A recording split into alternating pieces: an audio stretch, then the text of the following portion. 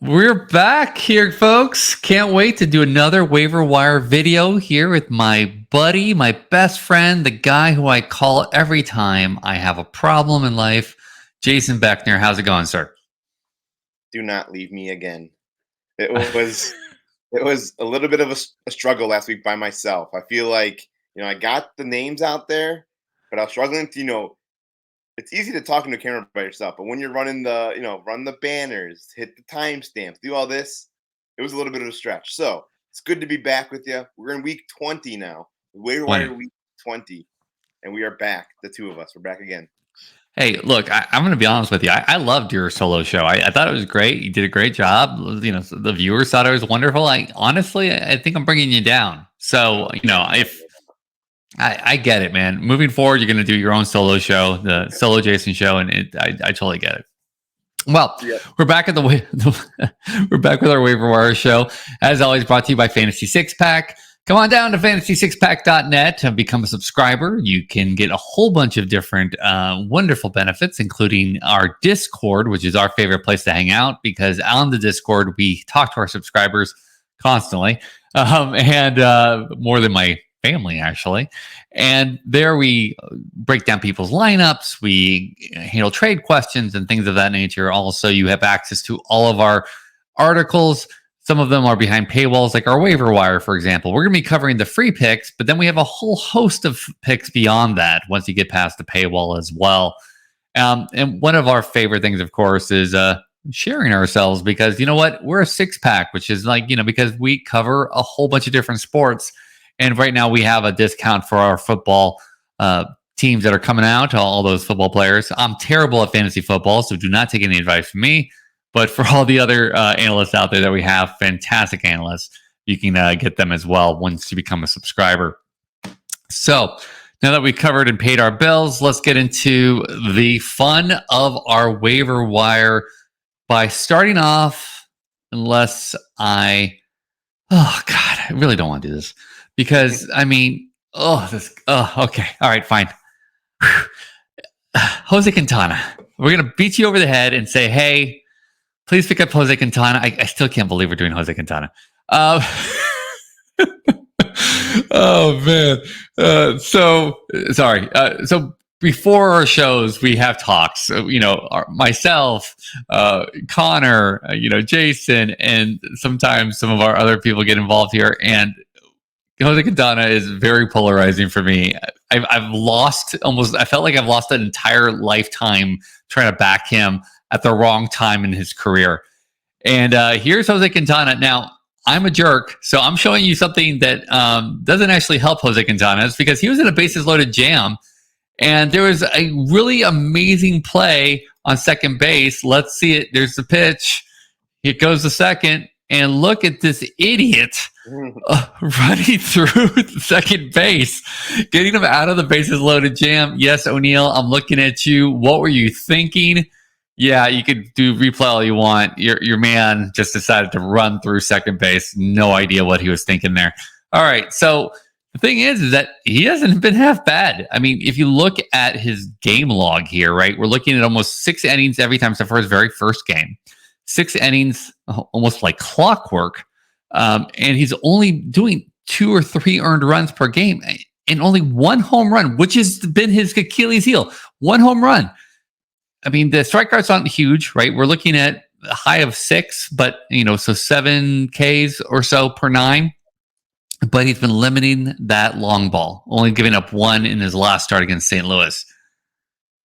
He looks legitish, Quintana-ish. I don't know what to say there. I think he's worth a pickup. I will never pick him up.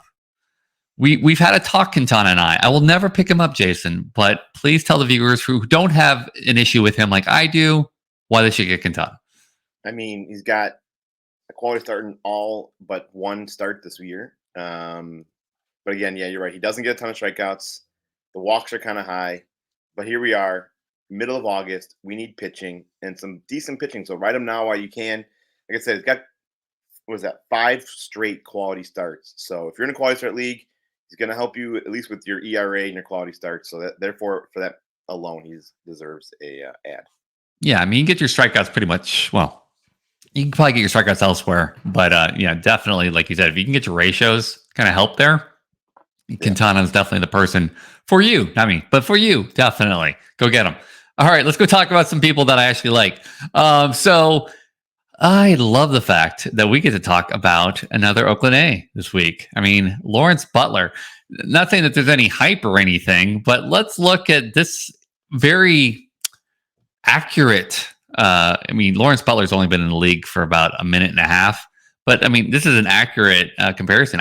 Danny Vietti on Twitter has probably the most perfect comparison ever. I mean, Ellie De La Cruz and Lawrence Butler. I mean, can you see a difference in this swing? It's the exact same person. I mean, look at that. Oh, it's the exact same person. Yep, exact same person every way. So basically, Lawrence Butler is Ellie De La Cruz. That's all we have to know. Okay. So Lawrence Butler, top 5 prospect in the Oakland farm system, and he got called up. The thing that impressed me, and the thing that I was really not expecting when I was looking at his stats, because I've known about Butler for a while as an Oakland A's fan, which have been unabashed about, is I thought he was going to be much higher with his K rate, because he's been 30 plus K percentage throughout his career. This year, he's really brought that number down.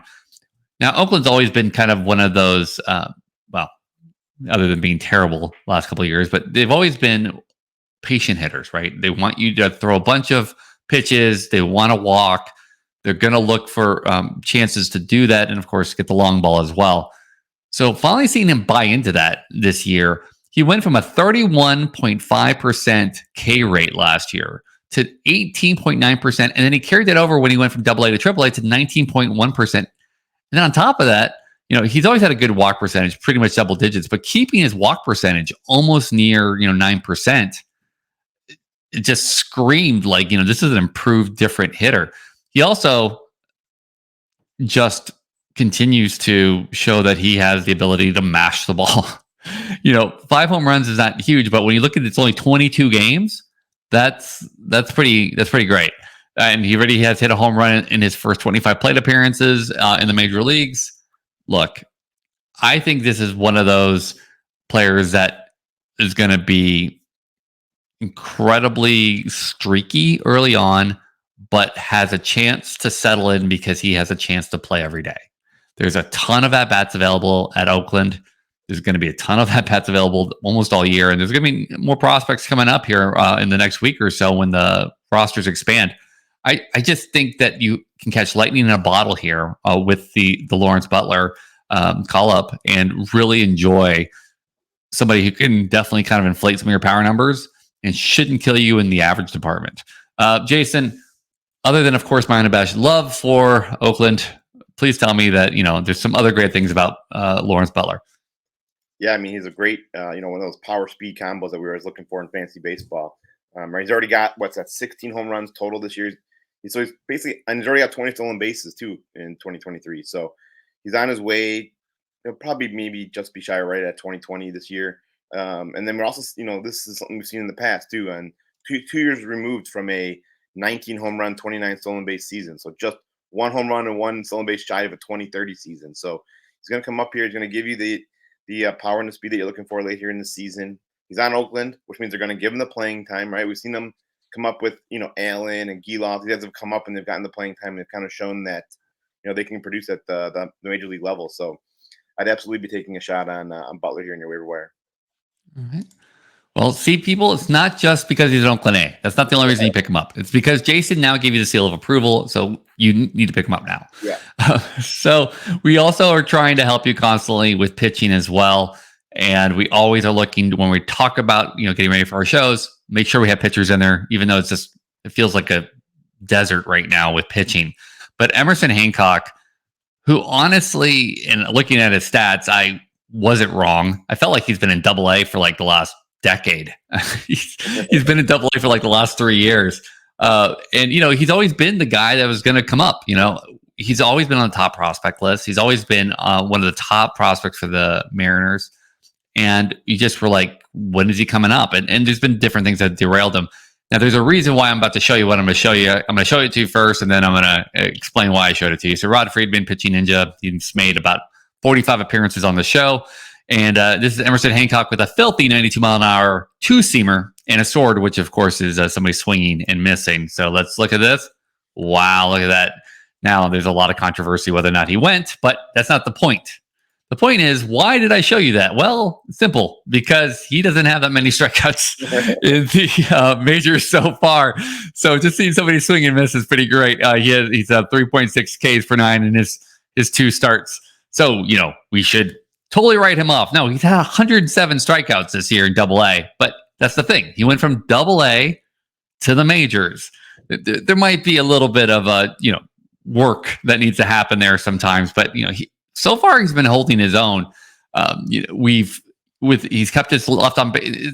If you look at the underlying stats, right, the left on base rate, it's pretty much the same what he's had throughout his career, about 64%. His ground ball percentage is right there, so it's not like there's an anomaly there. The only kind of outlier is the fact that he hasn't had his strikeouts that he normally has. So really kind of hoping that kind of picks up. But again, he's only had 10 innings pitched. The Mariners are going to need him because they have Wu, who's almost hit his innings limit. And they've kind of mixed and matched a lot of pieces with that 4 and 5 starter. So when they have that, they need somebody to pick it up elsewhere. And Emerson Hancock definitely can fit that bill. If he could even just go in there and keep the runs down and just give them maybe five innings a game. So definitely that's a helpful piece.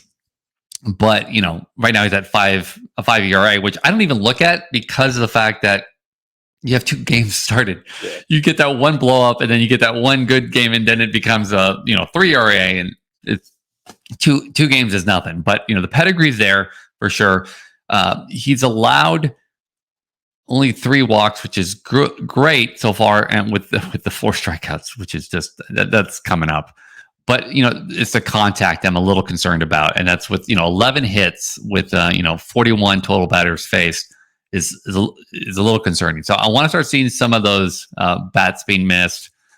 I want to start seeing some more of those swords from Rod Friedman. That's going to be my biggest concern moving forward with Emerson Hancock. But honestly, with the pitching landscape the way it is, and knowing that he's going to, he's got a very top pedigree, and he's always been really great in kind of the minors. And frankly, you're jumping again from Double-A to majors. There's going to be some growing pains there. But with the defense behind him and the fact that he plays in such a great pitching park at home, I'm definitely buying some Emerson Hancock. How about you, Jason? Yeah, I mean, strikeouts are a little bit lower now, but we're talking about a guy that gets strikeout per inning, prior to this at Double-A. And then you're right, he's pitching better than his ERA again, because it's only 10 innings. So you can't really take that 5-something ERA with a grain of salt, because his xERA is 3.42. So he's pitching almost 2 runs better than what the ERA is. And again, a lot of that's, like you said, is because of only the 2 starts, 10 innings pitch, and then one of those was a rough start. But I think he'll kind of settle in here. Maybe, there's some nerves sometimes when you're coming up here as a younger guy. So I'd like to ride him off for a little bit here and see if maybe give him one more start, maybe stash him on your bench. And then if he does good again, then you can just throw him in your lineup. Oh, so you're one of those, just one more date. That's it. And then if it doesn't work out, you're done. Wow. Yeah. You're not a long-term relationship guy. Got it. Okay. Well, all right. I'm just making a note to myself. No problem. I'll not ask you for advice. All right. So from somebody who is just starting to get in the groove of things to somebody who is lightning, insanely red, nuclear, hot. I'm running out of just adjectives for this. I mean, Spencer Torkelson is out of his mind right now. He's playing like he did in the minors. And frankly, I'm going to just show the headline right there, right? Chris Clegg, one of my favorite follows on Twitter. 6 home runs in the last 7 days for Spencer Torkelson. And if you haven't at any way seen a Torkelson home run, they're not cheap. That's second deck, by the way. So it's not like he's just barely making it over. It's a 21st home run there.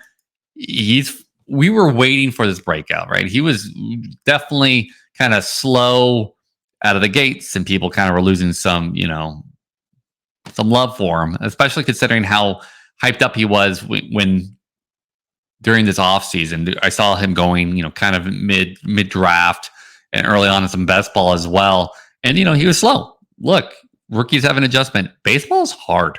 It just is. You have all these pitchers with different pitches, and when they can locate, they can mess with you a lot. There's a lot of stuff going on, and Torkelson is locked in.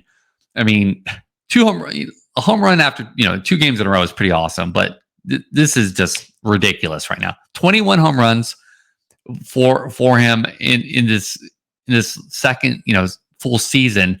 Last year, he only had 8, and he had this almost 400 plate appearances. So, everybody was kind of writing him off a little bit. But what he's shown in the minors is he can destroy the ball when he gets locked in. And he's been an advanced hitter for quite some time. On top of that, we're talking about a top 10 prospect as well, league-wide. So this is not somebody who is like, oh my goodness, it's a flash in the pan. He's getting lucky. No, he's always had this ability to do this stuff. And on top of that, he's almost exact from last year to this year with his K rate and his walk rate. I mean, look at that. 9.2% walk rate last year, 9.7 this year. 24.5% K rate last year, 24.4% K rate this year. I mean, the one thing that you want to see then is that ISO.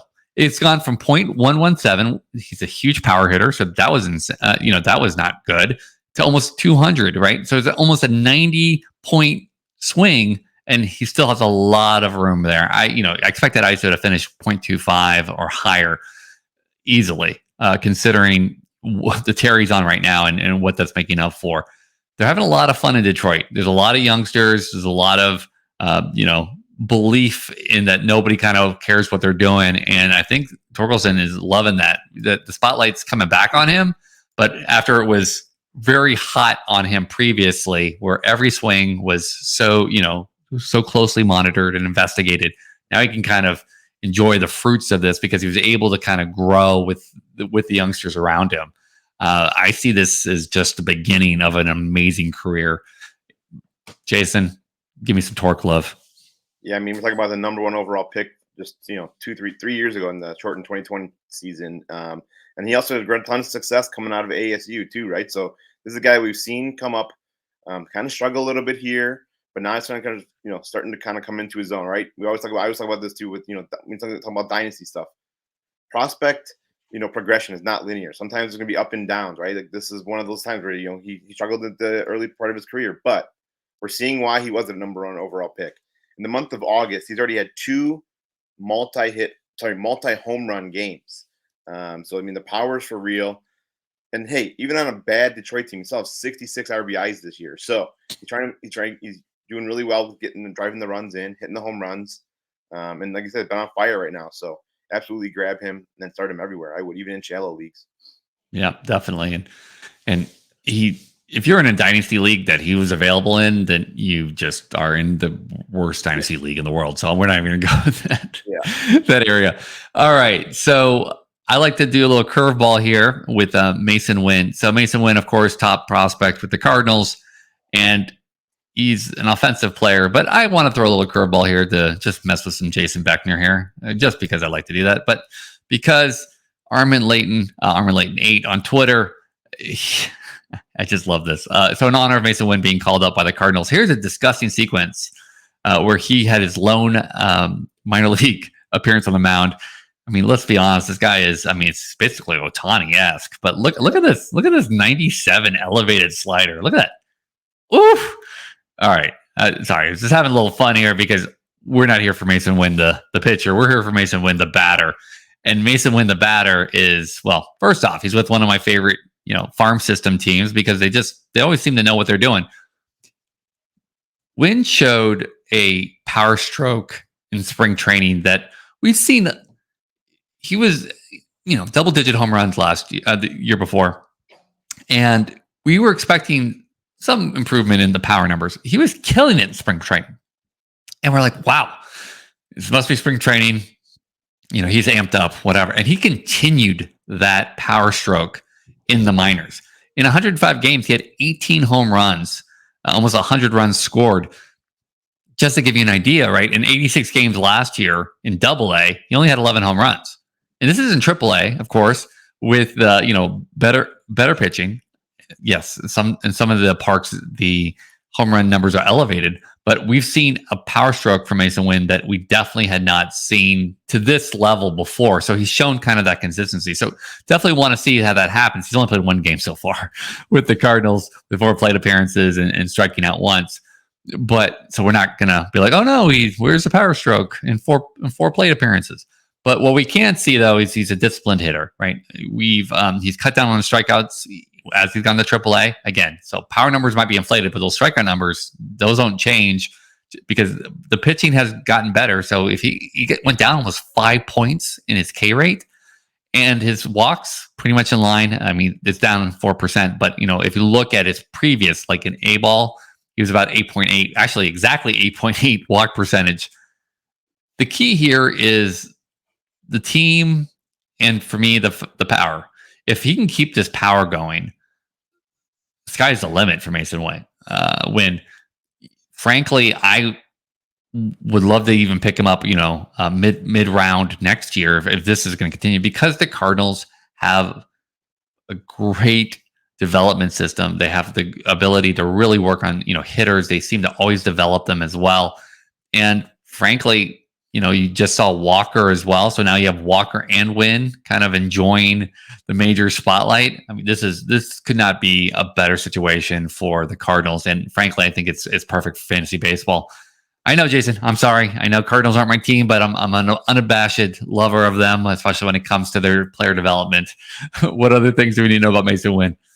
Yeah, I mean, I've spent about half of my life, being like, gosh, those Cardinals, how do they keep developing these guys out of nowhere, right? I mean, these guys not out of nowhere, but you know what I mean? They develop players that come up and they just instantly have success.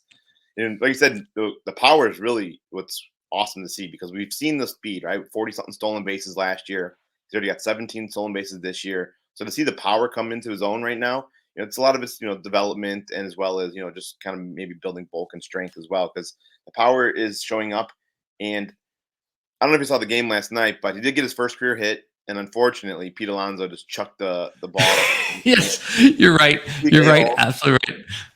Yeah, and the best part was how pissed everybody was. Yeah, I mean, Pete, like when they're talking to Pete Alonso after the game, he looked distraught. And I get it, but I'm also sure that they probably could get the ball back. They tell them that you get everybody's going to sign a baseball, you'll get a ball. I mean, but yeah, you're right. I think that was. I definitely think it's somebody who obviously doesn't know every rookie that's coming up the bat, wasn't paying attention, and Pete Alonso's been around for 65 years. And the thing was, just watching how just upset he was. I mean, literally looked like you killed his dog after the game. And I get it, right? Because it's a brotherhood, it's camaraderie, and the whole thing. And it's very important to have that first hit. But man, they destroyed him on like every platform possible, showing it like, this idiot Pete Alonso. I'm like, dude. It pan out by getting, like you said, a bunch of memorabilia. Oh God! And it was a Sinai single. Let's be honest, right? It was like an infield single, and I was like, oh man, that's too much. I love baseball because of just what we decide to sometimes manufacture these scandals is just nuts to me. But I love that. But yeah, thanks for bringing that up. I totally spaced on that after seeing it last night, and kind of laughing about it. Yeah, thank you for bringing that up. Of course. All right, so Tanner Houck, our boy, because I love pitching that comes back from disabled list that didn't go there for an arm injury or a leg injury. I mean, Tanner Houck had a really bad facial fracture. I mean, so this is not something that's going to be shoulder, elbow, wrist, tendon, leg. This is face. What we've seen with some of these injuries, of course, is, if anytime the balls kind of hit back up the middle or anything like that, there seems to be a tendency to kind of not follow through some of your pitches because you're kind of concerned about getting hit in the face, like, again, or things of that nature. And frankly, I would be too.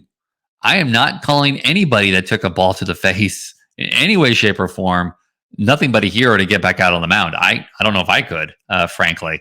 But so let's call out the fact that, he's already done his rehab start. Jen McCaffrey calls out his last rehab start for Worcester. 4 innings pitched, 1 hit, 0 earned runs, 0 walks, 4 Ks on 59 pitches with 36 strikes. And he allowed a Sinai single in the top of the first and then retired 10 consecutive batters. that will play, sir. That will play. I'm totally okay with that. I mean, sorry. I kind of do the bit when we talk about kind of these Quintana-esque numbers sometimes.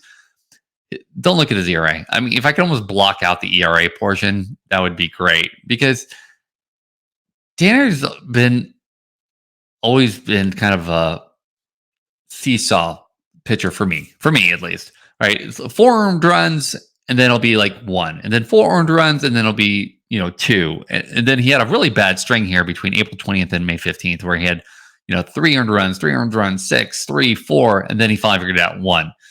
And the strikeouts, though, have kind of always been there. There are a couple dips. There's going to be the 2 strikeout games, but there's typically it's 7, and it's 5, and it's 8. This is one of those pitchers that you have as your 5th pitcher, your 4th pitcher, the person that's going to get you innings and hopefully not blow up the ERA of your core, and then of course give you some additional strikeouts as well.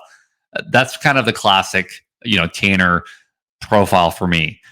At the same time, if you're beset by injuries, like a lot of us are here right at the end of the season, Tanner's a breath of fresh air. But at the same time, you know what he's going to give you. I'm hoping that in this rehab, chance that he's also had a chance to kind of work on some things as well. And we might have some, a new pitcher as he comes back. At the same time, if he just gives you kind of the mid lane stats that he's given you before, where 4 or 5 strikeouts, with hopefully no home runs, that's kind of been his Achilles heel sometimes, then you got a perfect end of rotation starter for your team. Jason, am I underplaying Tanner too much here, or is our hero, the man making it back from the horrible injury onto his face, worth more than what I'm saying? No, I think you kind of made a bunch of good points, because lately he just he's not throwing the fastball as much, and he's kind of relying on that slider a lot, almost too much, to be honest. It's just number 1 pitch thrown is the slider, which is fine, but he doesn't really have that other secondary offering that kind of helps set up that slider, because the other pitch he's throwing right now is a sinker. But again, he is coming up. It should be activated to Monday or Tuesday, which, if that's true, he will be in line for 2 starts this week. However, those 2 starts could be against Houston and the Dodgers. Sorry, they couldn't be. They will be against Houston and the Dodgers. So I don't know if I'm starting him. What you will.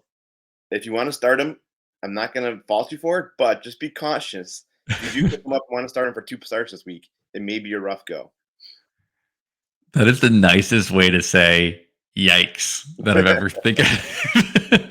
Yeah, that's not ideal. 2 start weeks sometimes are clutch, especially in like head-to-head matchups, Right.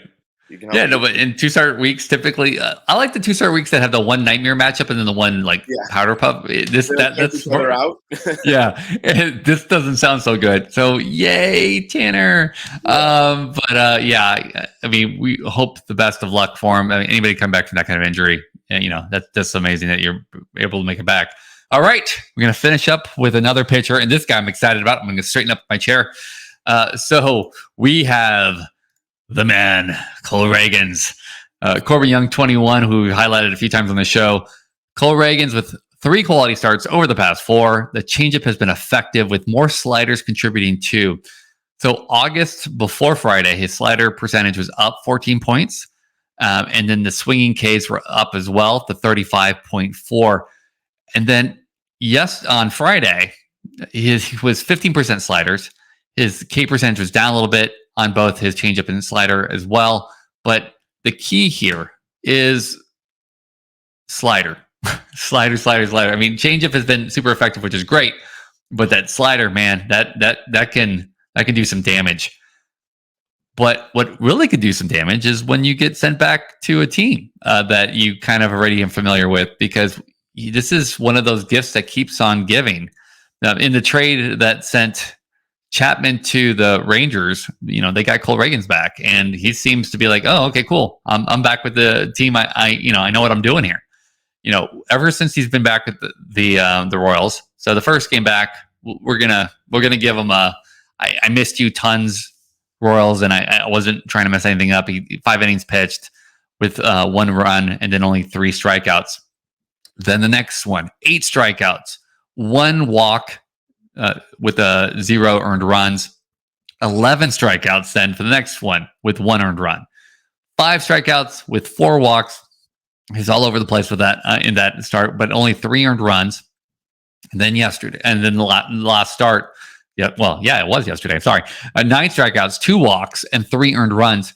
He's locked in. He's young. He's throwing a ton of strikeouts. Great return back for the Royals on this one. Super excited about Cole Ragans. Picked him up in a bunch of places this past week, and I'll be doing it again this week as well. I mean, I love me some Cole. Jason, talk me off the cliff. Yeah, I feel like we maybe saved the best for last here. So yeah, people like to tune out early. Shame on you, because we saved the best for last, in my opinion. We did that on purpose. Yeah, exactly.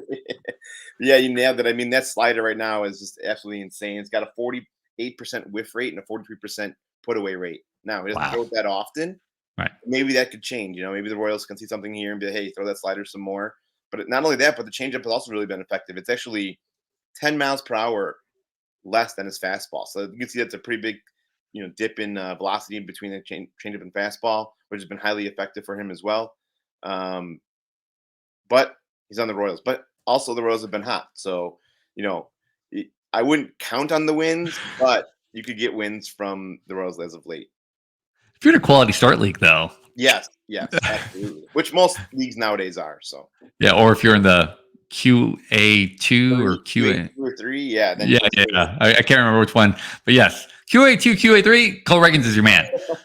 Quality start. I don't know if he's going to go 7 innings, but but yes, you're absolutely right. Wins might be hard to come by. Anyways, so if you've made it this far, one thing to know is that we're going to try to shove in our best pick apparently at the very end of the video. So it's your fault for not watching it. Stay tuned to the end every time. So from Fantasy Six Pack, from both Jason and myself, thank you so much for watching. We can't wait to see you here next week. And as always, reach out to us on Twitter and Discord. We'll be happy to answer your questions, or, hey, we'll debate you too. So we'll see you here next week.